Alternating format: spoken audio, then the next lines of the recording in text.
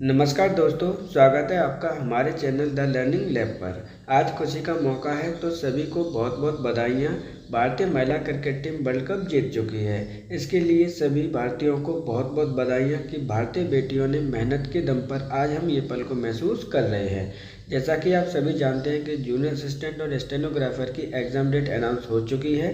उसी क्रम में ये प्रैक्टिस सीरीज आपके लिए हम लेकर आए हैं, जिसका आज ये 5th वीडियो है, जिसके अंतर्गत 20 क्वेश्चन उत्तर प्रदेश स्पेशल और 20 क्वेश्चन सामान्य ज्ञान के सम्मिलित किए गए हैं। अगर आप सभी को हमारा कंटेंट पसंद आता है तो वीडियो को लाइक, चैनल को सब्सक्राइब जरूर करिएगा, जिससे कि आपको आने वाले वीडियो का नोटिफिकेशन भी प्राप्त हो सके। ज़्यादा टाइम खराब ना करते हुए चलते हैं आज के अपने पहले क्वेश्चन पर। सस्टेनेबल ट्रेड इंडेक्स 2025 में भारत की कौन सी रैंक है? 20, 21, 23, 25 या इनमें से कोई नहीं। तो क्वेश्चन को आपको ध्यान से समझना है।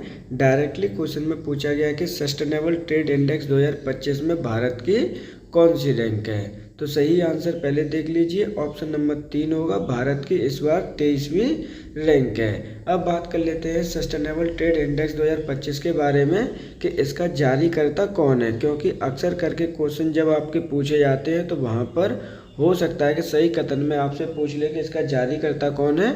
तो ये दो फाउंडेशन ने मिलकर इसे जारी किया है, एक जिसका नाम है हेनरिच फाउंडेशन और दूसरा इसका सहयोगी है आपका IMD।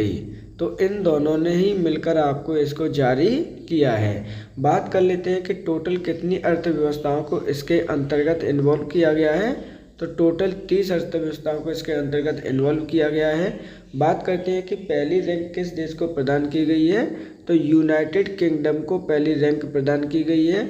वहीं आपकी दूसरी रैंक प्रदान की गई है आपके न्यूजीलैंड को और तीसरी रैंक प्रदान की गई है आपके ऑस्ट्रेलिया को। ये क्रम आपको लर्न करना है, यहीं से क्वेश्चन आपके इसी प्रकार से क्वेश्चन पूछे जाते हैं। सही आंसर क्या होगा? ऑप्शन नंबर आपका 3। हाल ही में भारत ने किस देश के साथ समुद्र शक्ति अभ्यास 2025 का आयोजन किया है? मंगोलिया, चीन, इंडोनेशिया, वियतनाम या इनमें से कोई नहीं। तो देखिए यहाँ पे क्या पूछा गया है कि भारत ने किस देश के साथ में कौन सा अभ्यास है आपका समुद्र शक्ति अभ्यास 2025 का आयोजन किया है। तो सही आंसर होगा ऑप्शन नंबर आपका 3, भारत और इंडोनेशिया के मध्य होने वाला समुद्र शक्ति अभ्यास है, जिसका आपका आयोजन 2025 में कहाँ पे किया गया है। ये लर्न करना आपके लिए कंपलसरी है, क्योंकि यहाँ से क्वेश्चन आपका आ सकता है। तो आयोजन इस बार भारत में इसका आयोजन किया गया है। भारत के कौन से शहर में किया गया है? तो ये किया गया है आपके विशाखापट्टनम, आंध्र प्रदेश में। ध्यान रखिएगा, इम्पोर्टेंट क्वेश्चन है आपका। 2025 में इसके कौन से एडिशन का आयोजन किया गया है? तो 5वें एडिशन का आयोजन किया गया है। ये चीज़ आपको याद रखनी है। इसकी शुरुआत कब से की गई थी इसके आयोजन की? तो 2018 में आपका समझौता हुआ था भारत और इंडोनेशिया के मध्य में, तब से ये आपका समुद्र शक्ति अभ्यास का आयोजन किया जा रहा है। सही आंसर है option number 3, Indonesia. Global hunger index 2025 के अंतर्गत किस देश को अंतिम स्थान प्रदान किया गया है? आर्मेनिया, बेलारूसा, सोमालिया, भारत या इनमें से कोई नहीं। तो देखिए मोस्ट इम्पोर्टेंट इंडेक्स है, यहाँ से क्वेश्चन आपके आते ही आते हैं, ध्यान रखिएगा। ग्लोबल हंगर इंडेक्स 2025 के अंतर्गत किस देश को अंतिम स्थान प्रदान किया गया है, क्वेश्चन में पूछा गया है। सही आंसर है ऑप्शन नंबर आपका 3, सोमालिया देश को अंतिम स्थान इसके अंतर्गत प्रदान किया गया है। अब बात कर लेते हैं इसकी कि भारत की कौन सी रैंक है 2025 में। तो इम्पोर्टेंट क्वेश्चन है, ध्यान रखिएगा। तो 2025 में भारत की रैंक है इसके अंतर्गत 102, जबकि 2024 में भारत की रैंक कितनी थी? तो वो थी 105। देखिए इम्पोर्टेंट क्वेश्चन है आपका, यहाँ से भारत की रैंक को आपको लर्न करना ही करना है। बात कर लेते हैं कि टोटल कितनी कंट्रियों को इसके अंतर्गत मेंशन किया गया था। तो टोटल की गई है आपकी 130 कंट्रीज़। इम्पोर्टेंट क्वेश्चन है, ध्यान रखना है। अंतिम स्थान प्रदान किया गया है सोमालिया को, जबकि प्रथम स्थान किसे प्रदान किया गया है? तो आर्मेनिया को इसके अंतर्गत प्रथम स्थान प्रदान किया गया है। सही आंसर क्या होगा? Option number 3, Somalia. विश्व खाद्य दिवस प्रत्येक वर्ष कब मनाया जाता है? 5 अक्टूबर, 10 अक्टूबर, 16 अक्टूबर, 25 अक्टूबर या इनमें से कोई नहीं? तो देखिए मोस्ट इम्पोर्टेंट क्वेश्चन है यहाँ पर, विश्व खाद्य दिवस प्रत्येक वर्ष कब सेलिब्रेट किया जाता है? सही आंसर है ऑप्शन नंबर 3, प्रत्येक 16 अक्टूबर को ये सेलिब्रेट किया जाता है। बात कर लेते हैं कि 2025 में इसकी थीम क्या है, क्योंकि थीम से क्वेश्चन अक्सर करके आपसे पूछे जाते हैं, तो थीम भी आपको लर्न करनी है। थीम इस बार की है hand to hand for better food and better future. ये जो इम्पोर्टेंट थीम है, क्योंकि थीम अक्सर करके आपसे पूछ ली जाती है। सॉरी, ये बेटर फ्यूचर होगा यहाँ पर। तो सही आंसर क्या होगा? ऑप्शन नंबर 3, प्रत्येक 16 सितंबर को विश्व खाद्य दिवस सेलिब्रेट किया जाता है। भारत अपना चौथा अनुसंधान स्टेशन अंटार्कटिका में कब तक बना लेगा? जनवरी 2030, जनवरी 2029, फरवरी 2028, मार्च 2027 या फिर इनमें से कोई नहीं? तो देखिए यहाँ पे डायरेक्टली क्वेश्चन आपसे क्या कहा गया है कि भारत अपना चौथा अनुसंधान स्टेशन अंटार्कटिका में कब तक बना लेगा। तो पहले इसका आंसर देख लेते हैं। सही आंसर होगा ऑप्शन नंबर 2, जनवरी 2029 तक भारत अपना चौथा अनुसंधान स्टेशन बना लेगा। अब बात करते हैं जो चौथा स्टेशन बनेगा उसका नाम क्या होगा, क्योंकि यहाँ से क्वेश्चन आपसे नाम से भी पूछ सकता है। तो उसका नाम होगा आपका मैत्री सेकंड। ये चीज़ भी आपको लर्न करनी है। बात कर लेते हैं कि भारत के कौन कौन से अनुसंधान वहाँ पर स्टेशन कार्यरत हैं और कौन से कार्यरत नहीं हैं। तो भारत ने सर्वप्रथम वहाँ पर पहला स्टेशन बनाया था, उसका नाम है दक्षिण गंगोत्री। दक्षिण गंगोत्री कब बना था वहाँ पर? तो दक्षिण गंगोत्री बना था आपका 1983 ईस्वी में। एक एक पॉइंट आपके लिए इम्पोर्टेंट है, ध्यान रखिएगा। क्या ये वर्किंग मोड पर है? तो इसको हम बाद में देखते हैं। दूसरे जो स्टेशन बनाया था वो कौन सा था? वो था आपका मैत्री, जो आपका नया वर्जन बन के इस बार स्टार्ट किया जाएगा। ये हुआ था आपका 1989 में। तीसरा है आपका भारती। तो भारती ही ओनली आपका रनिंग कंडीशन में, जिसकी स्थापना 2012 में हुई थी। तो ये जो दो लास्ट के दो हैं वो आपके वर्किंग मोड पर नहीं है, ख़राब हो चुके हैं। इस चीज़ को आपको याद रखना है, जबकि मैत्री आपका वर्किंग मोड पर है। बात कर रहे थे हम चौथे स्टेशन की। तो चौथा स्टेशन कौन सा बनेगा? मैत्री 2 बनेगा। इसकी कल्पना कब तक की गई है? तो जनवरी 2029 तक की गई है। सही आंसर होगा ऑप्शन नंबर 2। मोहम्मद बिन तुगलक ने चांदी के सिक्के के स्थान पर नामक तांबे का सिक्का चलाया। रुपया, जीतल, टंका, रुपये, रूपक या इनमें से कोई नहीं? तो देखिए यहाँ पे बात की जा रही है मोहम्मद बिन तुगलक ने चांदी के सिक्के के स्थान पर कौन से सिक्के चलाए थे और किसके बने थे? वो तांबे के बने थे। तो ध्यान रखिएगा, फिल इन द ब्लैंक्स में आएगा आपका जीतल। तो सही आंसर होगा ऑप्शन नंबर आपका 2, जीतल नामक आपके सिक्के चलाए थे जीतल नामक धातु के। सही आंसर है ऑप्शन नंबर 2। भारतीय संविधान के अनुच्छेद 25 से लेकर 28 तक किसका प्रावधान करते हैं? शोषण के विरुद्ध अधिकार, सांस्कृतिक और शैक्षिक अधिकार, समानता के अधिकार, धार्मिक स्वतंत्रता के अधिकार या इनमें से कोई नहीं? तो देखिए क्वेश्चन को ध्यान से रीड करना है। भारतीय संविधान में अनुच्छेद 25 से लेकर 28 तक किसका प्रावधान करते हैं, ये क्वेश्चन आपका पूछा गया है। सही आंसर होगा ऑप्शन नंबर आपका 4, धार्मिक स्वतंत्रता के अधिकार का प्रावधान करते हैं आपके अनुच्छेद 25 से लेकर 28। अब ये जो 25 से लेकर 28 है वो कहाँ पर दे रखे हैं? तो भाग नंबर आपके 3 में दे रखे हैं। वहाँ पर क्या है? तो जो आपके ये क्या है, मौलिक अधिकार हैं। मौलिक अधिकार के अंतर्गत इनका प्रावधान किया गया है। अब बात कर लेते हैं अदर ऑप्शंस की। शोषण के विरुद्ध के अधिकार दे रखे हैं आपके 23 और 24 के अंतर्गत। सांस्कृतिक और शैक्षिक अधिकार दे रखे हैं आपके आर्टिकल नंबर 29 और 30 में। समानता का अधिकार दे रखा है आर्टिकल नंबर 14 से लेकर 18 तक। ये सभी मौलिक अधिकार है, ध्यान रखिएगा। भाग नंबर 3 में इनका एक्सप्लेनेशन दे रखा है। 25 से लेकर 28 तक आपको धार्मिक स्वतंत्रता के प्रावधान किया गया है। सही आंसर क्या होगा? Option number 4। निम्नलिखित में से कौन सम्मिलित नहीं है? तो देखिए, एक तरफ आपके आयोग दे रखे हैं, दूसरी तरफ आपके अनुच्छेद दे रखे हैं या फिर भाग दे रखे हैं। इनसे पूछा गया है कि कौन सा आपका सम्मिलित नहीं है। राष्ट्रीय वित्त आयोग अनुच्छेद 280, संघ लोक सेवा आयोग अनुच्छेद 315, मौलिक कर्तव्य अनुच्छेद 51, मौलिक अधिकार भाग नंबर 3 या इनमें से कोई नहीं। तो सही आंसर क्या होगा? ऑप्शन नंबर 3 होगा, मौलिक कर्तव्य। क्योंकि मौलिक कर्तव्य अनुच्छेद नंबर आपके 51 के ए में दे रखे हैं। ये चीज़ आपको लर्न करनी है। बात करते हैं मौलिक अधिकारों की, तो मौलिक अधिकार भाग नंबर 3 में दे रखे हैं, लेकिन कहाँ से कहाँ तक दे रखे हैं? तो आर्टिकल नंबर 12 से लेकर 35 तक में इनका प्रावधान किया गया है। सही आंसर है ऑप्शन नंबर 3। भारत के संविधान का कौन सा अनुच्छेद प्रत्येक राज्य के लिए एक राज्यपाल का प्रावधान करता है? अनुच्छेद 157, अनुच्छेद 156, अनुच्छेद 173, अनुच्छेद 153, इनमें से कोई नहीं। तो देखिए, यहाँ पे बात की गई है कि संविधान का कौन सा अनुच्छेद प्रत्येक राज्य के लिए एक राज्यपाल का प्रावधान करता है। सही आंसर है ऑप्शन नंबर आपका 4। अनुच्छेद 153 में कहा गया है कि प्रत्येक राज्य के लिए एक राज्यपाल का प्रावधान किया जाएगा। अब बात करते हैं कि राज्यपाल की नियुक्ति कौन करता है। तो नियुक्ति का जो प्रावधान दे रखा है वो करता है आपका प्रेसिडेंट। अब जो प्रेसिडेंट करता है वो किस आर्टिकल के अंतर्गत करता है? तो आर्टिकल नंबर 155 आपको लर्न रहना चाहिए। सही आंसर है ऑप्शन नंबर आपका 4।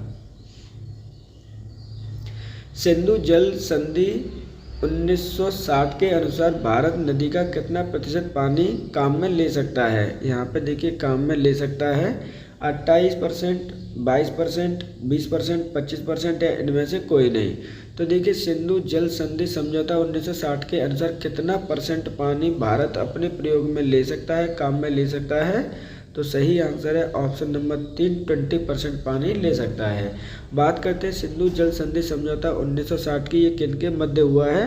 तो ये आपका भारत और पाकिस्तान के मध्य में समझौता आपका हुआ है।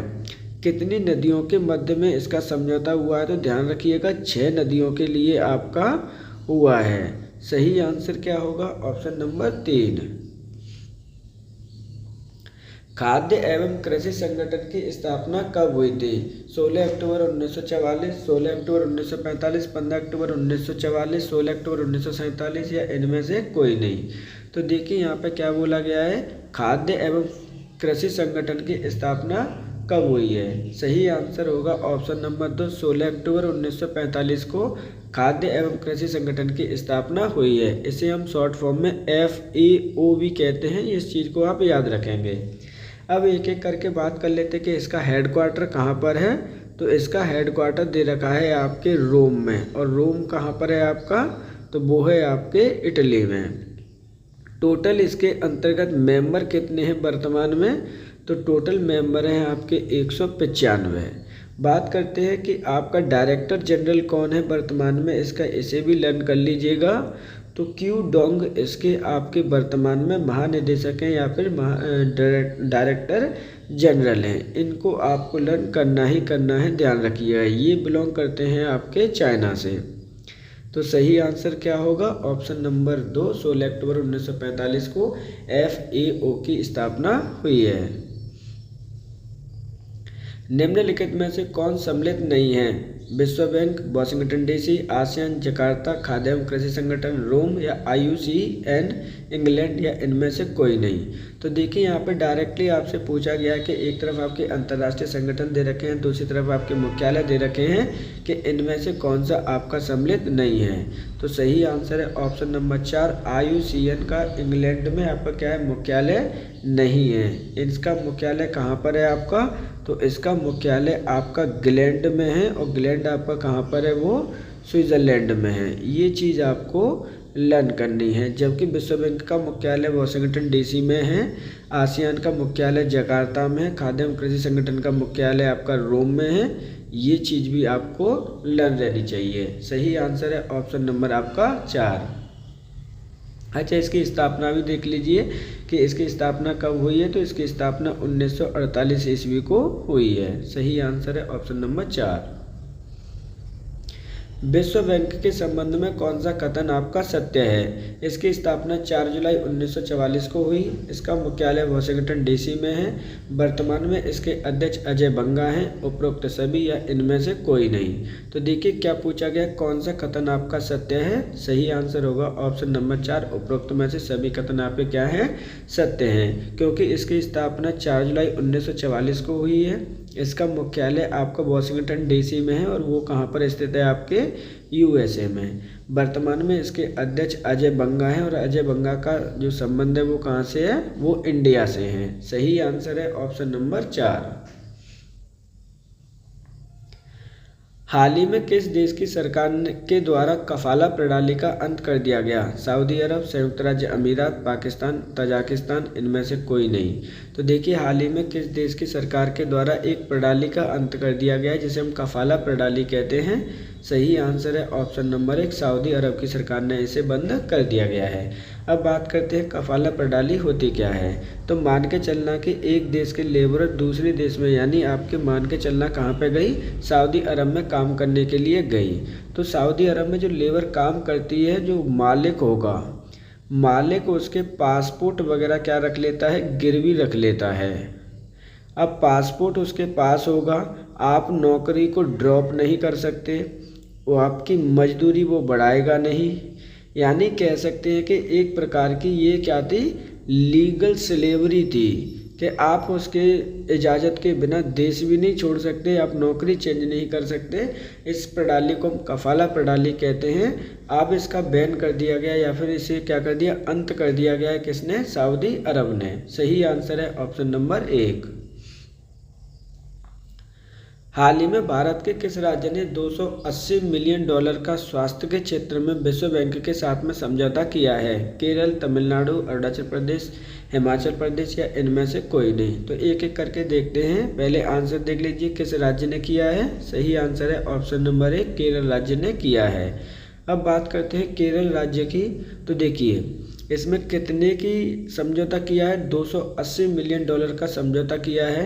किस क्षेत्र के लिए किया है? तो स्वास्थ्य क्षेत्र के लिए किया है। किसके साथ किया है? तो वर्ल्ड बैंक के साथ में आपका समझौता किया गया है। इम्पोर्टेंट है, ध्यान रखिएगा, इस तरह के ही फैक्ट आपसे पूछे जाने हैं। बात करते हैं कि वर्ल्ड बैंक की स्थापना कब की गई है। तो वर्ल्ड बैंक की स्थापना की गई है आपकी 4 जुलाई 1944 ईस्वी को। इसका मुख्यालय कहाँ पर है? तो मुख्यालय है आपका वाशिंगटन डीसी में।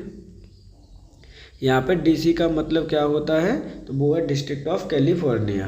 टोटल मेंबर कितने हैं? तो 189 इसके मेंबर हैं। अध्यक्ष कौन है? तो अजय बंगा इसके अध्यक्ष हैं। सही आंसर क्या होगा? ऑप्शन नंबर 1 होगा। हाल ही में केरल राज्य ने विश्व बैंक के साथ में समझौता किया है।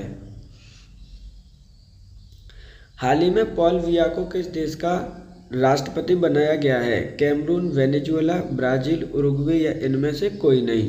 तो हाल ही में पॉल बिया को किस देश का राष्ट्रपति बनाया गया है? सही आंसर है ऑप्शन नंबर 1, कैमरून का इन्हें हाल ही में राष्ट्रपति बनाया गया है। अब बात करते हैं कि ये कैमरून के जो राष्ट्रपति बने हैं, लगातार 8वीं बार राष्ट्रपति बने, इसलिए ये क्वेश्चन आपके लिए इम्पोर्टेंट हो जाता है, क्योंकि कोई भी व्यक्ति इतनी बार अभी तक नहीं बना है। 8वीं बार ये राष्ट्रपति बने हैं। बात कर लेते हैं कैमरून की राजधानी क्या है, कैपिटल क्या है। हो सकता है आपसे डायरेक्टली क्वेश्चन पूछ ही ले कि कैपिटल क्या है, तो वो है आपकी यांगडे। इस चीज़ को भी आपको याद करना ही करना है, ध्यान रखिएगा। सही आंसर है ऑप्शन नंबर 1। हाल ही में भारत के किस राज्य ने बांस उद्योग नीति 2025 की शुरुआत की है? महाराष्ट्र, केरल, तमिलनाडु, आंध्र प्रदेश या इनमें से कोई नहीं। तो देखिए बांस उद्योग नीति 2025 की बात की जा रही है कि किस राज्य के द्वारा इसे प्रारंभ किया गया है। सही आंसर है ऑप्शन नंबर 1, महाराष्ट्र राज्य सरकार के द्वारा इसे प्रारंभ किया गया है। अब बात करते हैं इससे संबंधित नीतियों के बारे में क्या क्या फैक्ट हैं आपके। तो इसके अंतर्गत राज्य सरकार ने कहा है कि हम कितना इन्वेस्ट करने वाले हैं। तो इन्वेस्ट करने वाली है महाराष्ट्र सरकार इसके अंतर्गत 50,000 करोड़ रुपए। तो एक फैक्ट आपको ये याद रखना है। अब इसका जो एम है या उद्देश्य वो क्या है, क्यों नीति लाई गई है? तो इसके अंतर्गत 5 लाख रोजगार सृजन करना है। इनका टारगेट क्या है आपका? 5 लाख रोजगार सृजन करने का इसके अंतर्गत लक्ष्य रखा गया है। इसके अंतर्गत अगले 5 साल में, यानी जो नेक्स्ट 5 साल होने वाले हैं, 5 ईयर्स होने वाले हैं, इसके अंतर्गत कितने क्लस्टर बनाए जाने हैं? तो 15 बैम्बू क्लस्टर आपके बनाए जाने हैं। ये चीज़ आपको लर्न रखनी है। अब बात कर लेते हैं महाराष्ट्र के बारे में। तो महाराष्ट्र की राजधानी क्या है? तो वहाँ की राजधानी आप सभी को पता है कि मुंबई है। आपके सीएम कौन है वहाँ के? तो देवेंद्र फडणवीस वहाँ के सीएम है। इस चीज़ को आपको याद रखना है। सही आंसर क्या होगा? Option number 1 Maharashtra. निम्नलिखित में से किस खनिज या विटामिन की कमी से गर्दन की ग्रंथियां सूजी हुई दिखाई देती हैं? Vitamin C, iodine, calcium, vitamin D या इनमें से कोई नहीं। तो देखिए, आपको क्वेश्चन को ध्यान से पढ़ना है। किस खनिज या विटामिन की कमी से क्या रोग हो रहा है? गर्दन की ग्रंथियां सूजी हुई दिखाई देती हैं। तो इसको आप देखिए, लैंग्वेज चेंज कर दी गई है। बहुत ही इजी क्वेश्चन है आपका। सही आंसर है ऑप्शन नंबर 2, आयोडीन की कमी से आपकी गर्दन की ग्रंथियां सूजी हुई दिखाई देती हैं। कुल मिला के ये है कि आपके जब घेंगा रोग हो जाता है तो गर्दन की ग्रंथियां सूज जाती हैं। तो घेंगा रोग किसके कमी से होता है? तो घेंगा रोग आपका कमी से होता है आयोडीन की कमी से। तो इसलिए आपकी गर्दन की हड्डियां या फिर ग्रंथियां सूज जाती हैं। ये चीज़ आपको याद करनी है। ध्यान रखिएगा, इम्पोर्टेंट क्वेश्चन है आपका। यहाँ से क्वेश्चन पहले भी पूछा गया है। अब बात करते हैं अदर की। तो विटामिन सी की कमी से कौन सा रोग होता है? तो स्कर्वी रोग होता है विटामिन सी की कमी से। वहीं कैल्शियम की कमी से क्या होता है? तो बाकी जो बोन होती हैं वो कमज़ोर हो जाती हैं, बोन वीकनेस हो जाती है इससे। ये चीज़ आपको लर्न रखनी है। वहीं विटामिन डी की कमी से रिकेट्स नामक रोग हो जाता है। तो सही आंसर क्या होगा? ऑप्शन नंबर 2 होगा। आयोडीन की कमी से घेंगा रोग होता है और उस घेंगा रोग में आपके ग्रंथियाँ क्या हो जाती हैं? सूज जाती हैं गर्दन की। सही आंसर है ऑप्शन नंबर 2।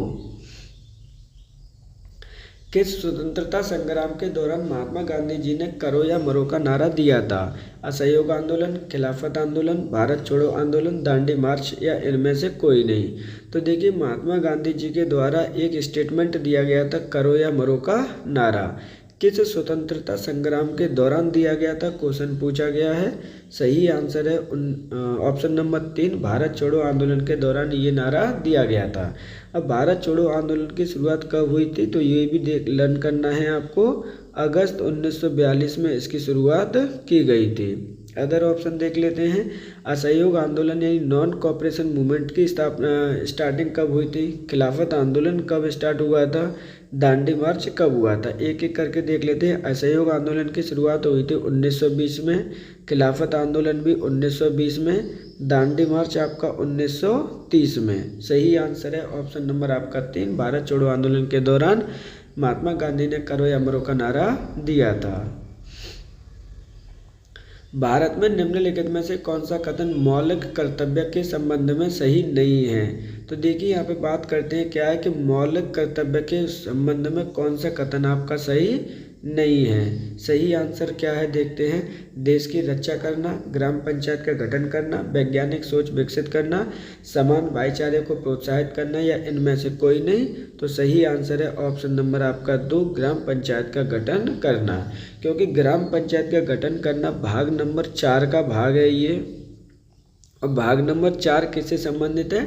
तो राज्य के नीति निर्देशक तत्वों से संबंधित है, जिसका प्रावधान आपके आर्टिकल नंबर किस में किया गया है? 40 में किया गया है। जबकि देश की रक्षा करना, वैज्ञानिक सोच को विकसित करना, समान भाईचारे को प्रोत्साहित करना मौलिक कर्तव्यों का प्रावधान किया गया है। बात करते हैं मौलिक कर्तव्यों की कि इनका प्रावधान आपका कहाँ पर दे रखा है? तो इनको भी भाग नंबर 4 में ही दे रखा है। ये चीज़ आपको याद रहनी चाहिए। लेकिन इनका आर्टिकल दूसरा है। आर्टिकल क्या है? 51 के ए में इनका प्रावधान किया गया है। वर्तमान में कितने आपके मौलिक कर्तव्य दे रखे हैं? तो वर्तमान में दे रखे हैं आपके 11। तो सही आंसर क्या होगा? ऑप्शन नंबर 2, ग्राम पंचायत का गठन करना मौलिक कर्तव्य नहीं है आपका, ये राज्य के नीति निर्देशक तत्व हैं। सही आंसर है ऑप्शन नंबर 2। निम्नलिखित में से कौन सा सुमेलित नहीं है। तो देखिए एक तरफ आपकी कुछ चीज़ें दे रखी हैं, दूसरी तरफ आपसे पूछा जा रहा है कि इनमें से कौन सा आपका सम्मिलित नहीं है। उत्तर प्रदेश स्पेशल का क्वेश्चन है। कामदगिरी पर्वत आपका कहाँ पर स्थित है। तो ये आपका चित्रकूट में स्थित है। कालिंजा दुर्ग, बांदा, देवा शरीफ, बाराबंकी, कनक भवन, वाराणसी या इनमें से कोई नहीं। तो सही आंसर है ऑप्शन नंबर 4 कनक भवन वाराणसी, क्योंकि ये आपका वाराणसी में स्थित ना होकर कहाँ पर स्थित है, आपका अयोध्या में ये स्थित है। जबकि अदर ऑप्शन जो दे रखे हैं, कामदगिरी पर्वत आपका चित्रकूट में स्थित है, कालिंजा दुर्ग बांदा में स्थित है, देवा शरीफ आपका बाराबंकी में है। सही आंसर है ऑप्शन नंबर 4, क्योंकि क्वेश्चन में पूछा गया था कि कौन आपका सम्मिलित नहीं है। उत्तर प्रदेश के निम्नलिखित जिलों में से किसका क्षेत्रफल सबसे अधिक है। लखीमपुर खीरी, सोनभद्र, हरदोई, सीतापुर, इनमें से कोई नहीं। तो देखिए डायरेक्टली क्या पूछा गया है कि निम्नलिखित जिलों में से किसका क्षेत्रफल सबसे अधिक है। तो सही आंसर होगा ऑप्शन नंबर 1 लखीमपुर खीरी का जिला है जो सबसे अधिक क्षेत्रफल रखता है। ध्यान रखिएगा लार्जेस्ट आपका क्या है, डिस्ट्रिक्ट है आपका, कहाँ पर, उत्तर प्रदेश में है। जबकि अगर हम बात करते हैं सबसे स्मॉलेस्ट की यानी सबसे छोटे की, तो वो कहाँ पर है, तो वो है आपका हापुड़। कितना है आपका 660 किलोमीटर वर्ग एरिया का दे रखा है। तो दोनों ही आपको लर्न करने हैं। लार्जेस्ट आपका लखीमपुर खीरी है जबकि स्मॉलेस्ट आपका हापुड़ है। अगर बात करते हैं टोटल जिलों की संख्या उत्तर प्रदेश में, तो टोटल जिले कितने हैं, 76 आपको लर्न करने हैं, ना कि 75। ये चीज़ आपको लर्न रखनी है, क्योंकि जो नया आपका बना है वो कुंभ नगरी बना है। आपका क्या बना है, कुंभ नगरी आपका बन चुका है 2025 के जनवरी के महीने में। तो सही आंसर क्या होगा, ऑप्शन नंबर होगा 1 लखीमपुर खीरी। निम्नलिखित में से कौन सा बांध उत्तर प्रदेश में स्थित है। अरोरा बांध, नर्मदा बांध, बनुआ बांध, कावेरी बांध या इनमें से कोई नहीं।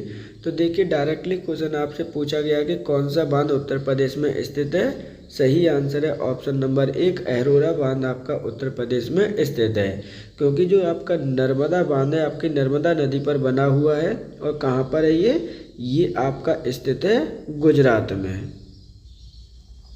वही बनुआ बांध की बात करते हैं तो ये आपका बिहार राज्य में स्थित है।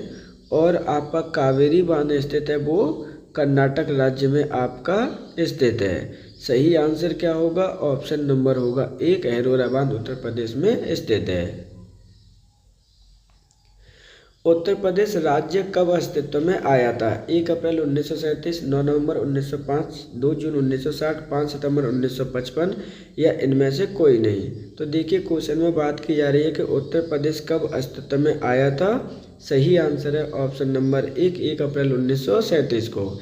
1 अप्रैल 1937 को ब्रिटिश सरकार ने इसे किस नाम से जाना गया था, तो संयुक्त प्रांत के नाम से जाना गया था उस समय। ये चीज़ आपको लर्न रखनी है।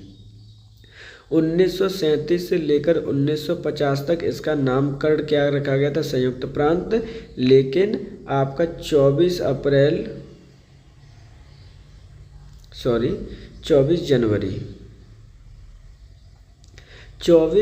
1950 के बाद में इसका नामकरण क्या कर दिया गया था, इसका नामकरण कर दिया गया था उत्तर प्रदेश। इस प्रकार सही आंसर होगा ऑप्शन नंबर 1 अप्रैल 1937 को उत्तर प्रदेश अस्तित्व में आया था। उत्तर प्रदेश का कौन सा लोक संगीत जीवन चक्र के रंग पटल का हिस्सा है जो बच्चों के जन्म का अवसर पर बनाने का किया जाता है। कजरी, चनैनी, सोहर, कहरवा या इनमें से कोई नहीं। डायरेक्टली क्वेश्चन पूछा गया कि बच्चों के जन्म पर कौन सा इनमें से किया जाता है, कहाँ पर, उत्तर प्रदेश में। सही आंसर होगा ऑप्शन नंबर 3 सोहर आपके बच्चों के जन्म के अवसर पर गाया जाता है। ये आपके लोक संगीत की जीवन शैली है, उत्तर प्रदेश से बिलोंग करती है। ये चीज़ पुत्र की प्राप्ति करने पर आपका ये गाया जाता है। सही आंसर है ऑप्शन नंबर 3।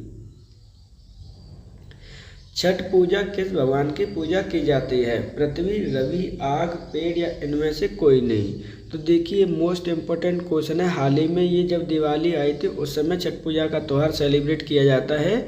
इसमें पूजा किस भगवान की जाती है? सही आंसर है ऑप्शन नंबर 2, रवि भगवान की जाती है। अगर रवि की जगह आपका अगर सूर्य आता है तब भी आपका आंसर सही होगा, क्योंकि रवि को ही हम सूर्य भगवान भी कहते हैं। अब छठ पूजा की बात करते हैं, ये कहाँ कहाँ पर सेलिब्रेट की जाती है? तो मान के चलना कि सबसे ज़्यादा जो सेलिब्रेट की जाती है वो बिहार राज्य में की जाती है। उसके बाद में आपके झारखंड जो उसका पड़ोसी राज्य है उसमें की जाती है, और वहीं आपके उत्तर प्रदेश में भी बड़े लेवल पर इसको सेलिब्रेट किया जाता है। जो आपका ईस्टर्न पार्ट है उत्तर प्रदेश का, अक्सर करके वहाँ पर इसका सेलिब्रेशन किया जाता है। ये दिवाली के 6 दिन बाद आपकी सेलिब्रेट की जाती है। इस चीज़ को भी आपको याद रखना है, दिवाली के बाद में इसका सीजन या दिवाली के बाद में इसे मनाया जाता है। सही आंसर क्या होगा? ऑप्शन नंबर 2 होगा, रवि भगवान की पूजा की जाती है छठ पूजा में। उत्तर प्रदेश का कौन सा छोटा शहर अपनी लाल मिट्टी के सजावटी बर्तनों के लिए जाना जाता है? बरेली, चुनार, मेरठ, फिरोजाबाद या इनमें से कोई नहीं? तो देखिए यहाँ पे बात की जा रही है कौन सा छोटा शहर है जो लाल मिट्टी के सजावटी बर्तनों के लिए जाना जाता है। सही आंसर है ऑप्शन नंबर 2, चुनार शहर आपका जाना जाता है। अब चुनार शहर कहाँ पर स्थित है? तो ये आपके मिर्ज़ापुर में स्थित है, ये चीज़ भी आपको याद रखनी है। अदर ऑप्शन की बात करते हैं तो यहाँ पे फिरोजाबाद है। फिरोजाबाद किसके लिए जाना जाता है? तो फिरोजाबाद आपकी जो कांच की बैंगल्स होती हैं उसके लिए जाना जाता है। वहीं मेरठ आपको क्रांति नगरी के नाम से जानते हैं इसको, ये चीज़ भी आपको लर्न करनी है, क्रांति नगर के नाम से जानते हैं। और बेसिकली ये किसके लिए फेमस है? तो ये आपके चाकुओं के लिए फेमस है, इम्पोर्टेंट है, ध्यान रखिएगा। वहीं आपके अगर बरेली की बात करते हैं तो ये आपके काजल के लिए फेमस है। सही आंसर क्या होगा? Option number 2। प्रसिद्ध बांके बिहारी मंदिर उत्तर प्रदेश के किस शहर में स्थित है? सारनाथ, वृंदावन, वाराणसी, आगरा, इनमें से कोई नहीं? तो देखिए प्रसिद्ध बांके बिहारी मंदिर की बात की जा रही है कि उत्तर प्रदेश के किस शहर में स्थित है? सही आंसर होगा ऑप्शन नंबर 2, ये वृंदावन में स्थित है। हो सकता है कि वृंदावन आपका ऑप्शन में ना आए, तो फिर क्या करेंगे? तो ये आपका स्थित है मथुरा जिले में, ये चीज़ भी आपको याद रखनी है। जो प्रसिद्ध बांके बिहारी मंदिर है वृंदावन में स्थित है, ये किस भगवान को समर्पित है? तो भगवान कृष्ण को ये आपका समर्पित है, ये चीज़ आपको याद रखनी है। सही आंसर क्या होगा? Option number 2। निम्नलिखित में से कौन सही सम्मिलित नहीं है? लाल बहादुर शास्त्री गन्ना विकास संस्थान है, यहाँ पर गाना की जगह क्या कर लीजिएगा? गन्ना कर लीजिएगा। गन्ना विकास संस्थान मेरठ, पिकअप लखनऊ, राज्य चरण विकास विपणन निगम लिमिटेड आगरा, उत्तर प्रदेश वित्तीय निगम कानपुर, यह इनमें से कोई नहीं? तो सही आंसर क्या होगा? क्वेश्चन पूछा गया है, तो सही आंसर होगा ऑप्शन नंबर 1, लाल बहादुर शास्त्री गन्ना विकास संस्थान मेरठ में ना होकर ये कहाँ पर स्थित है? ये आपका लखनऊ में स्थित है, ये चीज़ आपको याद रखनी है। अब बात करते हैं कि अगर ये लखनऊ में स्थित है तो इसकी स्थापना कब की गई थी? इम्पोर्टेंट है, आपका ध्यान रखना है। तो ये आपकी स्थापना की गई थी 1975 ईस्वी में। सही आंसर क्या होगा? Option number 1।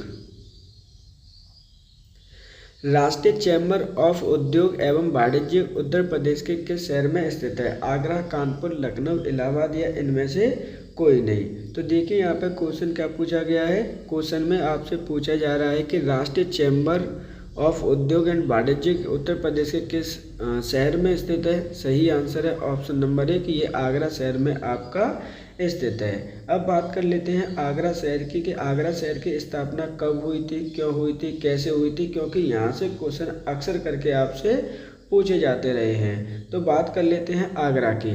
तो देखिए आगरा शहर की जो स्थापना हुई है वो हुई थी 1504 ईस्वी को। किसके द्वारा हुई थी? तो सिकंदर लोदी ने इसकी स्थापना की थी। एक एक पॉइंट आपके लिए इम्पोर्टेंट है, ध्यान रखना है।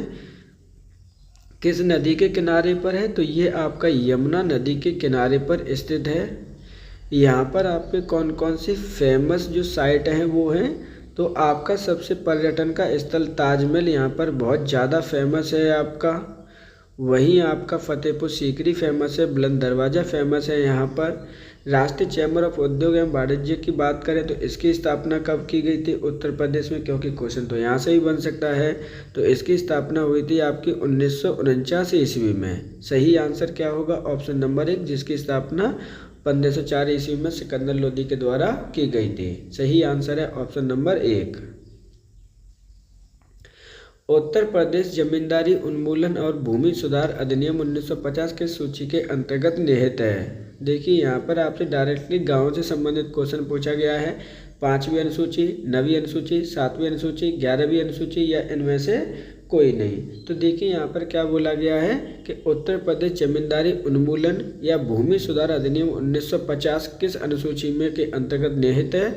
सही आंसर होगा ऑप्शन नंबर 2, 9वीं अनुसूची से ये संबंधित है। बात करते हैं भारत के संवैधानिक के टोटल आपकी अनुसूचियों की संख्या कितनी है? तो टोटल अनुसूचियों की संख्या है आपकी 12।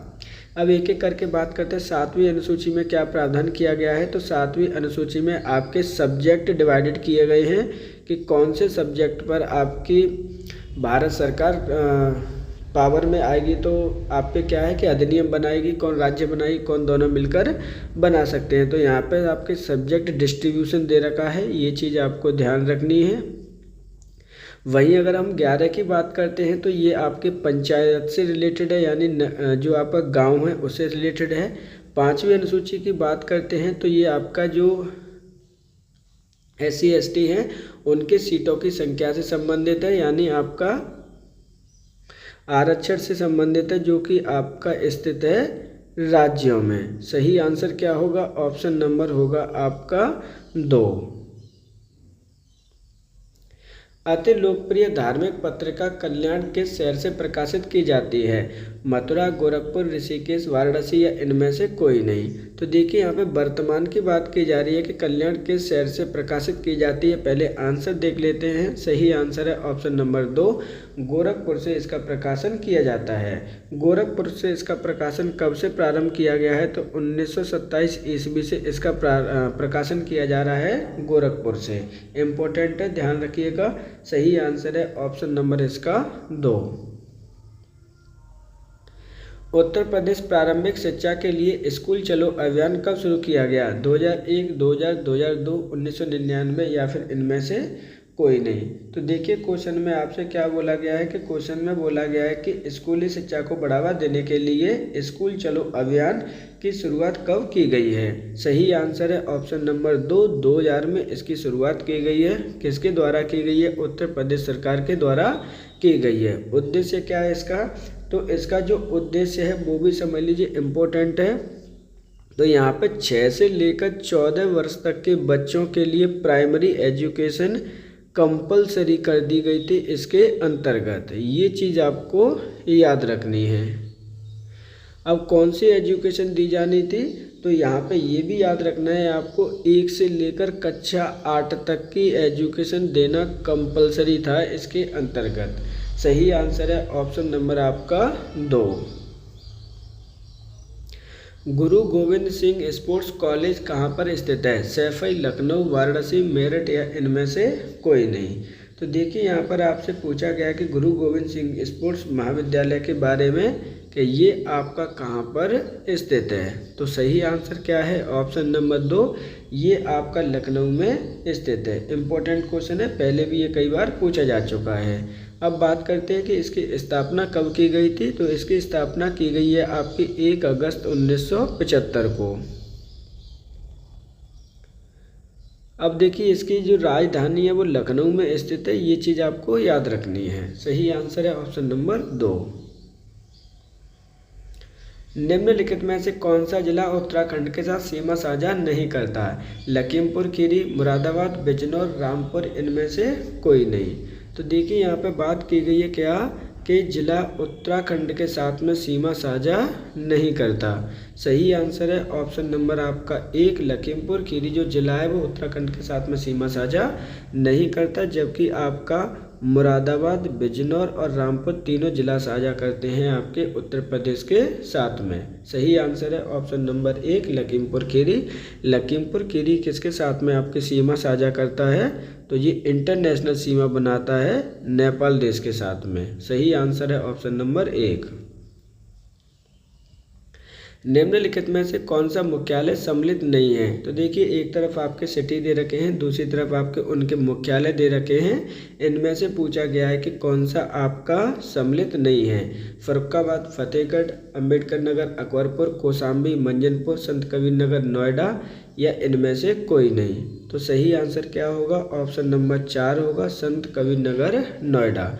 क्योंकि जो नोएडा है वो किसका मुख्यालय है? वो गौतम बुद्ध नगर का मुख्यालय है, ना कि आपके संत कबीर नगर का। जबकि फर्रुखाबाद का फतेहगढ़ बिल्कुल ठीक है, अंबेडकर नगर का अकबर बिल्कुल सही है, कौशाम्बी आपके मंजनपुर सही है।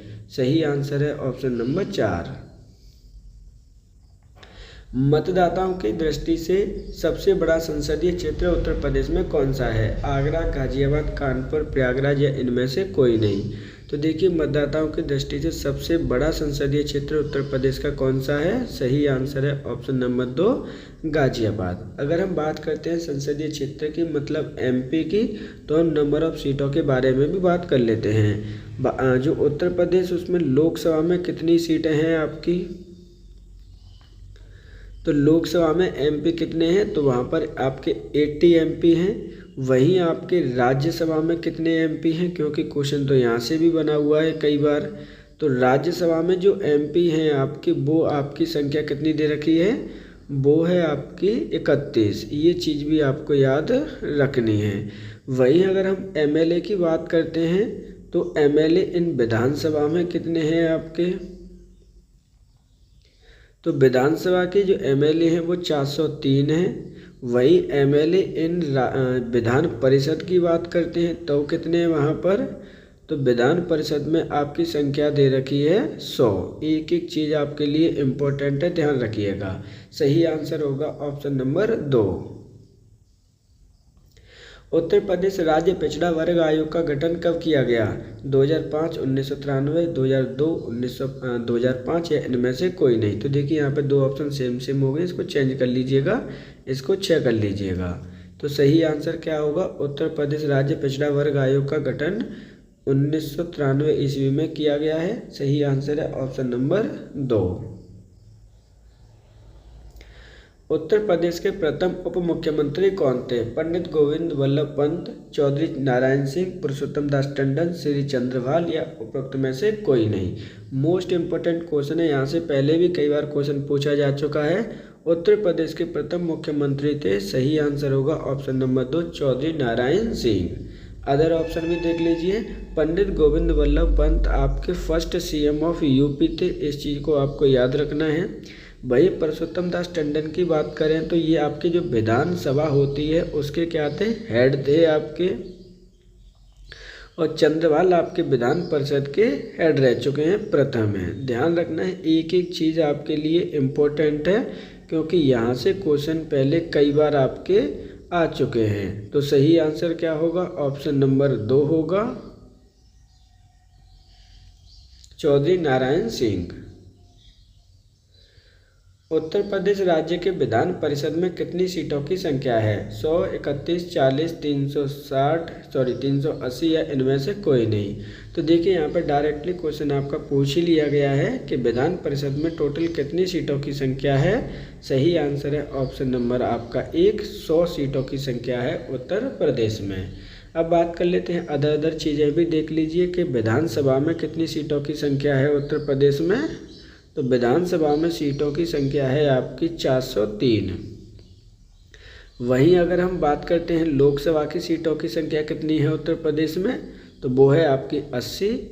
और राज्यसभा की अगर हम बात करते हैं तो उनकी सीटों की संख्या कितनी है, तो वो है आपकी 31। सही आंसर क्या होगा? ऑप्शन नंबर 1 होगा। उत्तर प्रदेश राज्य विधान परिषद में जो सीटों की संख्या है वो है कितनी? 100 है। इस तरह से आज के हमारे 40 क्वेश्चंस यहाँ पे कंप्लीट होते हैं। आप सभी से रिक्वेस्ट है कि अगर आपको हमारा कंटेंट पसंद आता है तो वीडियो को मैक्सिमम से मैक्सिमम शेयर तथा बेल आइकन को प्रेस कर लीजिएगा, जिससे आने वाले वीडियो का नोटिफिकेशन भी प्राप्त हो सके। एडिशनल इन्फॉर्मेशन सुन लीजिए। वे स्टूडेंट जो आपके जूनियर असिस्टेंट की तैयारी कर रहे हैं, सीरियसली तैयारी कर रहे हैं, तो प्रैक्टिस सीरीज आप करते रहिए। और आप सभी के लिए ऑलरेडी चैनल पर अक्टूबर मंथ का करंट अफेयर्स ऑलरेडी आ चुका है, आप उस वीडियो को भी ढंग से देख सकते हैं। इसी प्रकार से आपके जुलाई से लेकर 31 अक्टूबर तक का एक प्रैक्टिस सीरीज आने वाली है, या कह सकते हैं कि Uttar Pradesh special current affairs की वीडियो आने वाली है, जो कि आएगी आपकी नेक्स्ट संडे को। ये चीज़ आपको याद रखनी है यहाँ पर, इसलिए आप नोटिफिकेशन को प्राप्त करने के लिए आप बेल आइकन को प्रेस कर लीजिएगा, जिससे कि आपको सही समय पर नोटिफिकेशन भी प्राप्त हो सके। अगर आपको हमें कोई भी सजेशन देना है तो ऑलरेडी कमेंट बॉक्स आपके लिए ओपन है, आप हमें कमेंट बॉक्स में आप अपना सजेशन हमें दे सकते हैं। आज के लिए इतना ही, आप सभी को धन्यवाद।